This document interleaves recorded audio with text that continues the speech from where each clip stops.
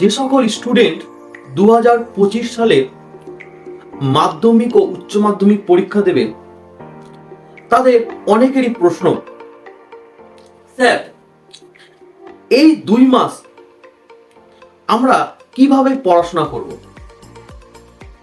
আবার অনেকের প্রশ্ন, স্যার আমাদের তো সিলেবাস কমপ্লিট হয়ে গেছে, তাহলে আমরা কিভাবে পড়াগুলোকে রিভিশন করব?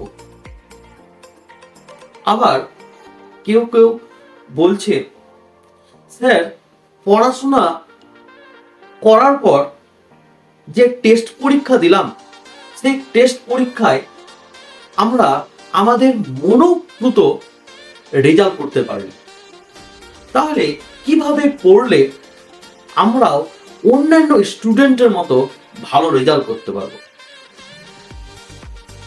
তাদের জন্য আমি এই ভিডিওটি করছি।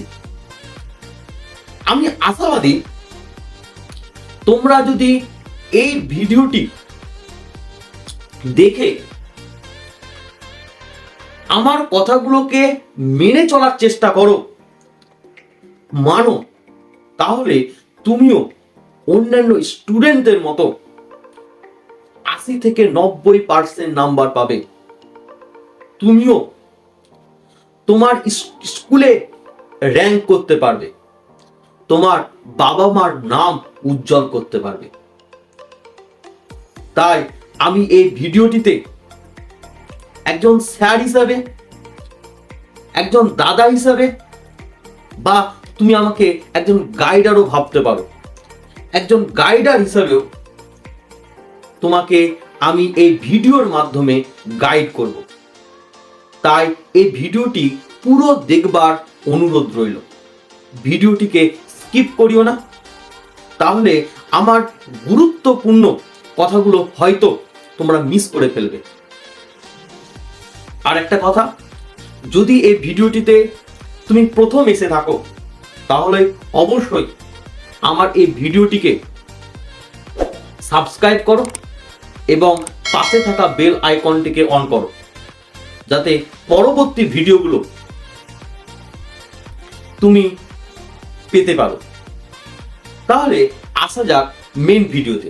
তোমাদেরকে আমি বলতে চাই, দেখো তোমাদের প্রত্যেকের টেস্ট পরীক্ষা কমপ্লিট, অনেকে টেস্টের রেজাল্টও পেয়ে গেছো, অর্থাৎ স্কুলে যাওয়ার কোনো বাধ্যবাধকতা নেই। তাই তোমাকে আজ থেকে প্রতিজ্ঞা নিতে হবে, আমি যেমন করে হোক বাড়িতে 10 ঘন্টা পড়বার চেষ্টা করব। তবে একটা কথা বলি, 10 ঘন্টা মানে এই না যে তুমি টিউশন সমেত 10 ঘন্টা বলছো, কারণ স্কুল ছুটি হলেও টিউশন তো এখনো তোমরা যাচ্ছ, যে স্যার টিউশন নিয়ে আমি 10 ঘন্টা পড়ছি, এটা করলে হবে না। টিউশন বাদ দিয়ে তোমাকে 10 ঘন্টা পড়ার চেষ্টা করতে হবে। তার জন্য তোমাকে তোমার নিজের মতো শিডিউল তৈরি করো। ভোর রাত্রে ওঠো, না তো রাত্রি জেগে পড়াশোনা করো। দিনের বেলায়, দুপুর, বিকেল যখন সময় পাবে তখনই নিজের শিডিউল অনুযায়ী পড়াশোনা করো। তবে একটা জিনিস মনে রাখবে, কখনো টানা পড়বে না। 2 ঘন্টা, 2.5 ঘন্টা, যার যেরকম ক্ষমতা, অর্থাৎ মনে রাখার ক্ষমতা, সেই অনুযায়ী তোমরা পড়ো, আর পড়ে সেটাকে মনে রাখার চেষ্টা করো। আমি পড়া নিয়ে আমার দ্বিতীয় মন্তব্য বলতে চাই। দেখো, অনেক স্টুডেন্ট করে কি, যে স্যার কাছে শুনলো যে 10 ঘন্টা করে স্যার পড়তে হবে। 10 ঘন্টা করে সেই স্টুডেন্ট হয়তো 10 ঘন্টার জায়গায় 12 ঘন্টা পড়ছে, কিন্তু সে হয়তো 7 ঘন্টা পড়ছে, তার মতন রেজাল্ট করতে পারছে না। তার কারণটা হলো যে সে হয়তো 10 থেকে 12 ঘন্টা পড়ছে, কিন্তু পড়বার পর সে যে পড়াটা পড়লো, সেই পড়াটা তুমি কতটা পারছো তা তুমি না দেখে লেখার অভ্যাস করো। তুমি যদি পরবার পর সেটিকে না দেখে লিখতে পারো, তাহলেই তুমি মনে রাখবে এই কোশ্চেনের উত্তরটা তুমি মাধ্যমিক পরীক্ষাতেও লিখতে পারবে। তাই তুমি বারবার বারবার পড়ো এবং লেখো। আমি আমার তৃতীয় মন্তব্য বলতে চাই, তোমাদের টেস্ট পরীক্ষার পর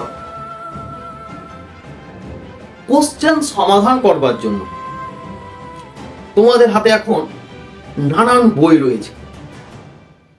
কারো কাছে রায় ও মাটি, কারো কাছে ছায়া প্রকাশনী, কারো কাছে এবিটিএ, কারো কাছে ডাব্লিউবিটিএ। স্যার সব বই কি পড়বো? দেখো এইখানে কার কি মতামত, এটা অন্যান্য স্যারের সাথে আমার এই মতামতটি নাও মিলতে পারে। আমার মতে তুমি তোমার কাছে যে টেস্ট পেপার গুলো রয়েছে তার মধ্যে যে কোনো প্রথমে একটিকে সিলেক্ট করো, তোমার যেটিকে ভালো লাগে সেটিকে সম্পূর্ণ রূপে পড়ো। এমন ভাবে নিজেকে ধাতস্থ করো, তোমার কোনো বন্ধু যদি বলে অমুক কোশ্চেনটা কোথায় আছে রে, তুমি সঙ্গে সঙ্গে বলে দিতে পারো যে ছায়া প্রকাশনীর ওই পেজে আছে, রায় মার্টিনের ওই পেজে আছে। তুমি যদি এইরকম বলতে পারো, আমি লিখে দিতে পারি যে তোমাকে ভালো নাম্বার পেতে কেউ তুমি অবশ্যই ভালো নাম্বার পাবে। আমি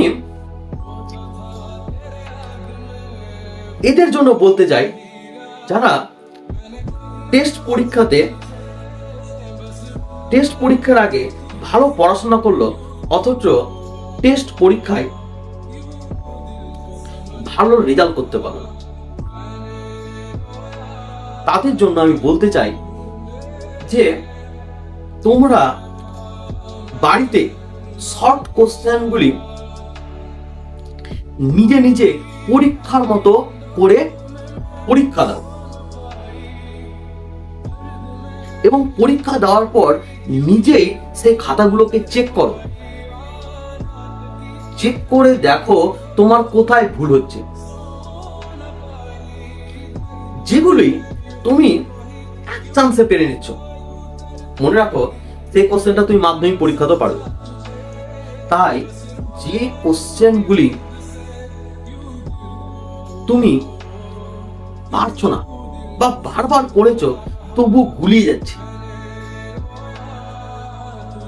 ঠিক আছে, বারবার পড়ছো গুলিয়ে যাচ্ছে, সেগুলিকে তুমি আন্ডারলাইন করে রাখো এবং তোমাকে সেগুলোকে বারবার বারবার পড়তে হবে। পরীক্ষার আগে তুমি যদি সেগুলোকে বারবার পড়ো তাহলে তুমি দেখবে সেগুলিকে তুমি পরীক্ষার হলে লিখতে পারছো। আর আরেকটা জিনিস করতে হবে, তুমি ব্রড কোশ্চেনগুলি লেখো, পরীক্ষা দাও অথবা বাড়িতে লেখো।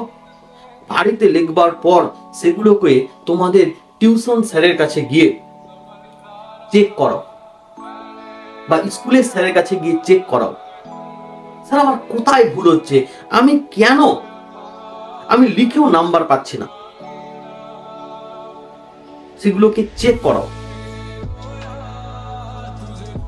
দেখো তোমার আস্তে আস্তে আস্তে আস্তে অবশ্যই ইমপ্রুভ হবে। আমি পরীক্ষার আগে আমি আরেকটা টিপস দিতে চাই তোমাদেরকে